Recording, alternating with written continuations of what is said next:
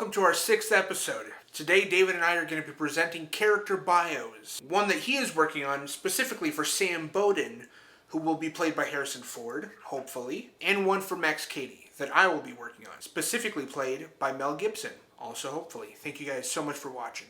Dude, I opened Instagram, went into requests, saw Ryan Hurst.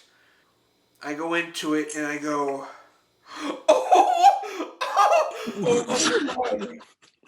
and then I spent 3 minutes trying to figure out how it could not be him. Like, no way. I mean, I was just freaking out.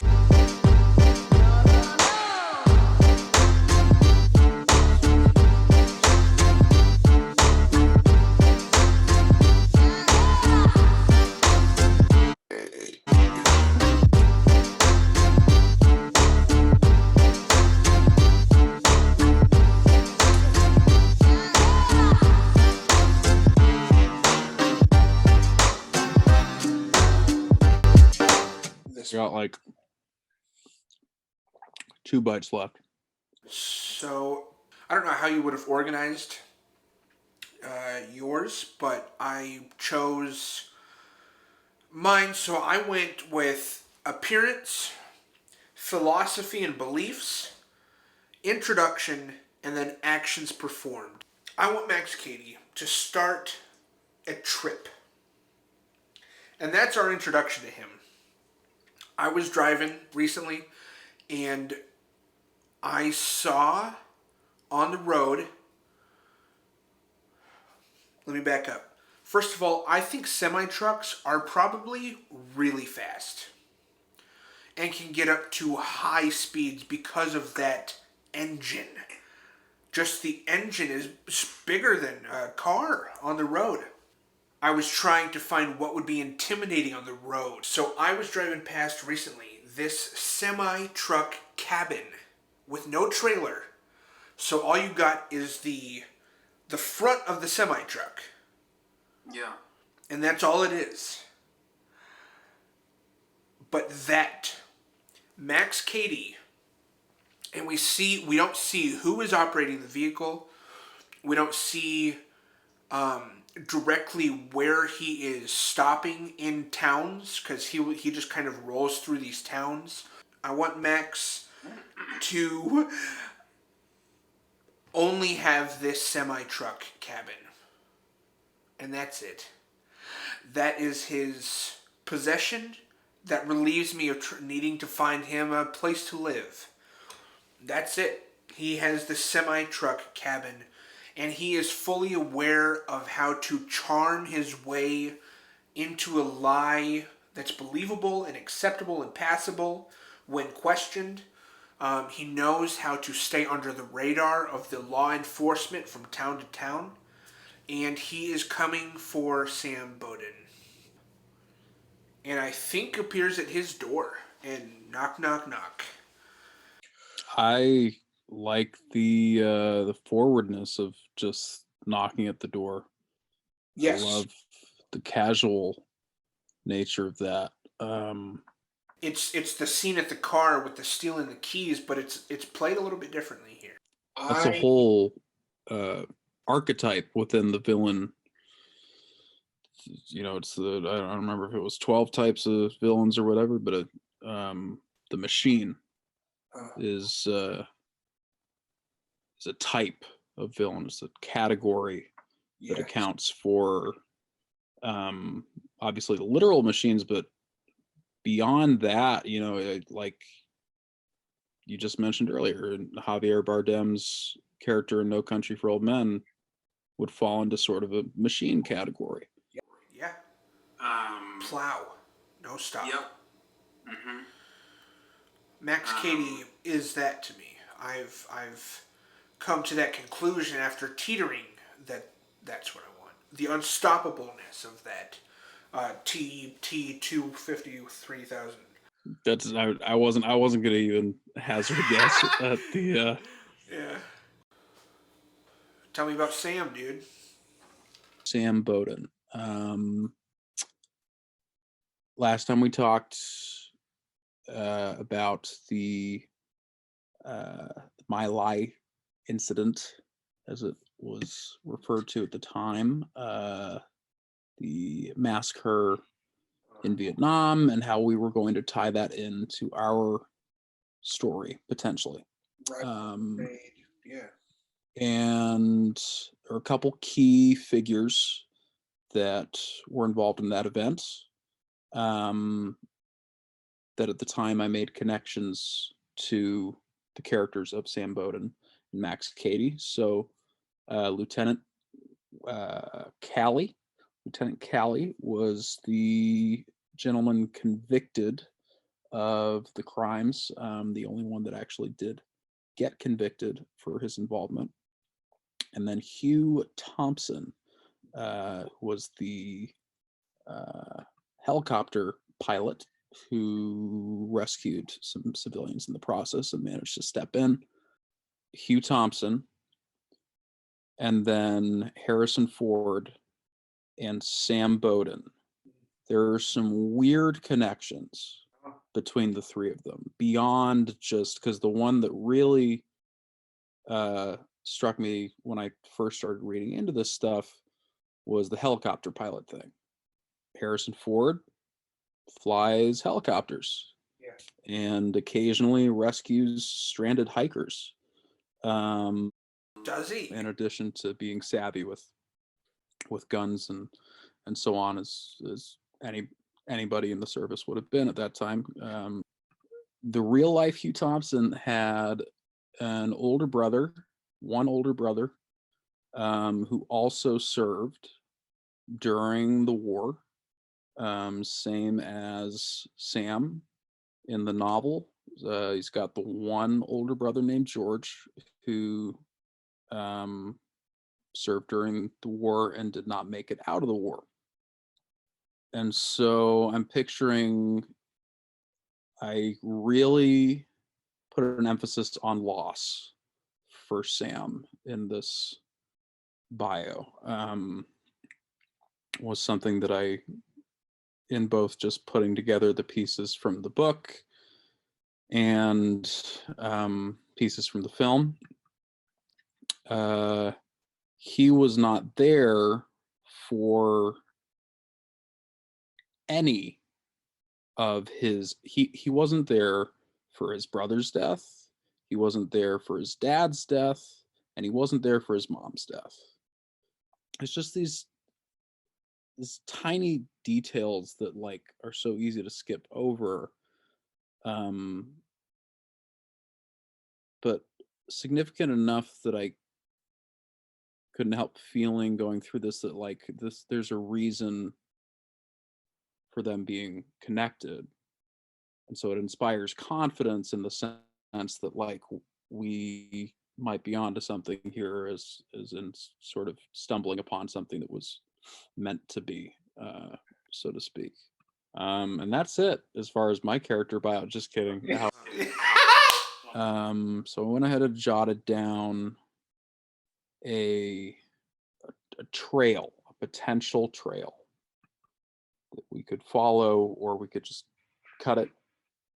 1975-ish, Cady is released from his house arrest. Deal. Tracks down Sam and his family to New Essex, stirs some shit up for a bit, like enough to the point that it traumatizes both Carol and Dani. And so what I was playing around with is this idea that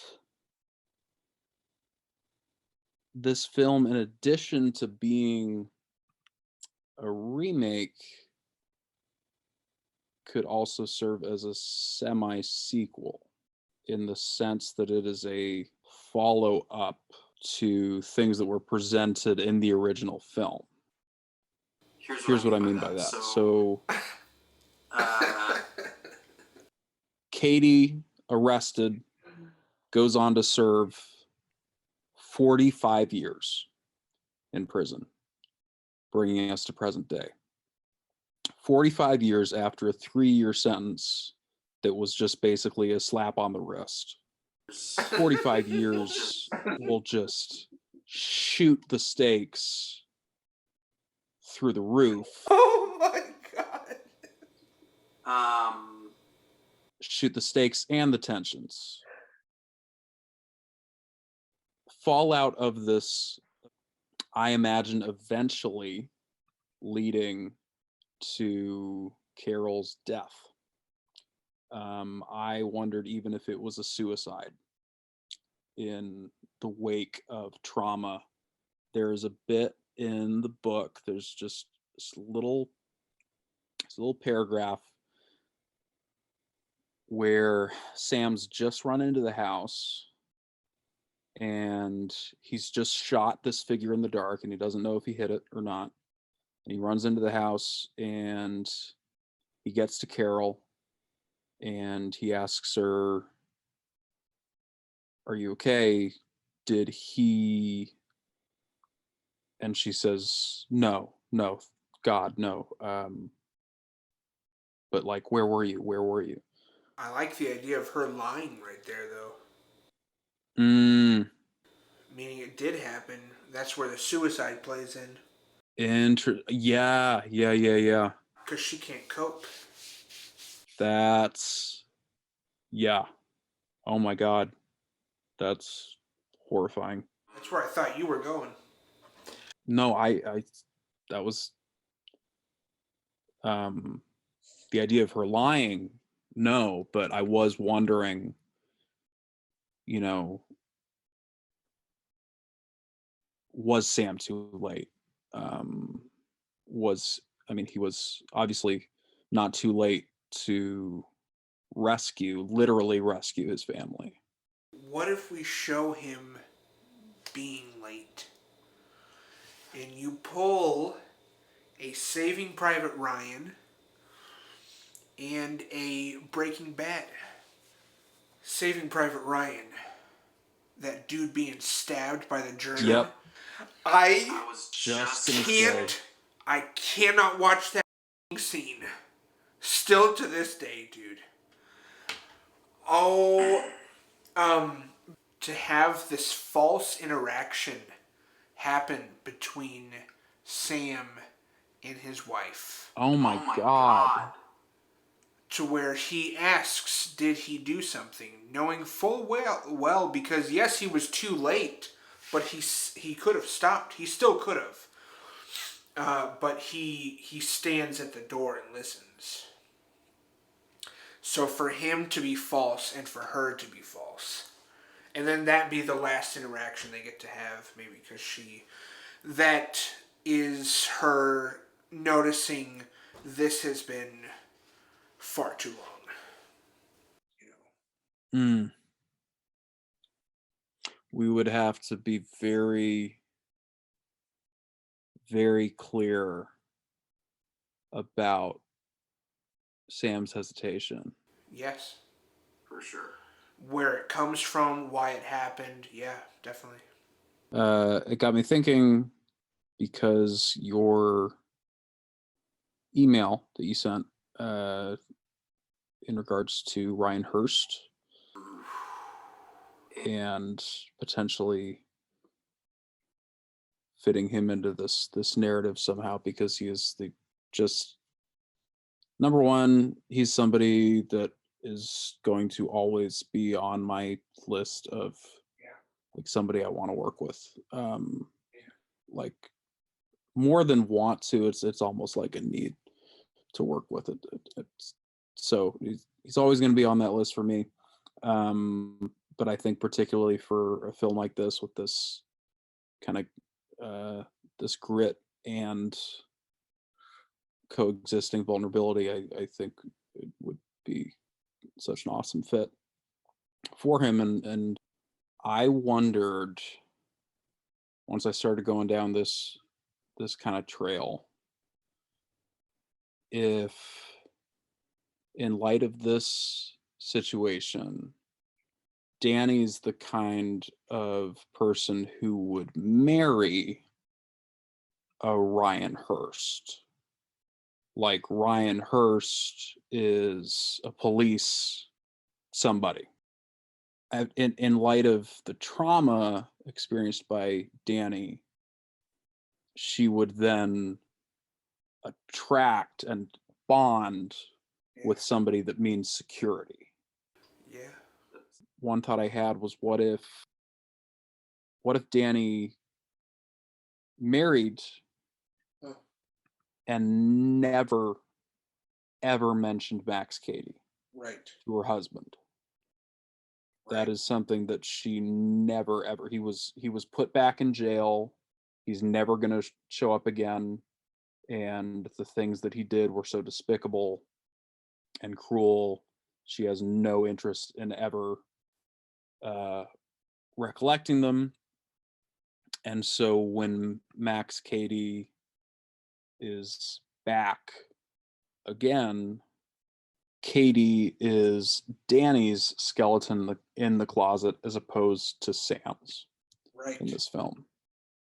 Maybe not exactly their age, but we are asking Mel Gibson and Harrison Ford to be Robert Mitchum and Gregory Peck. Yep. Which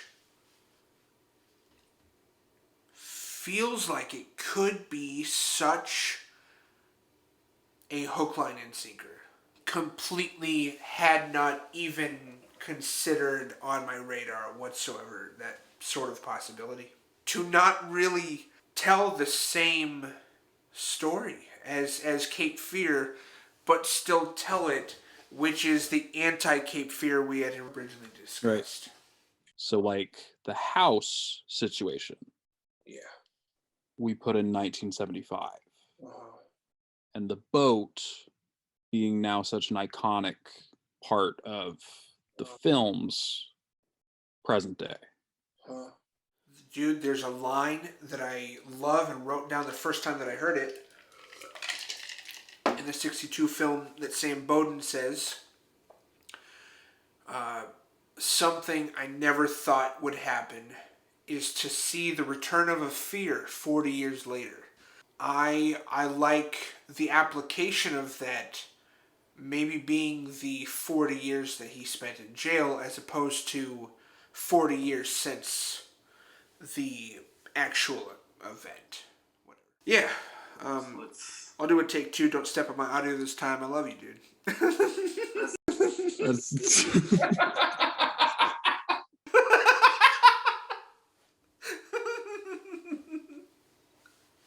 Love you, man.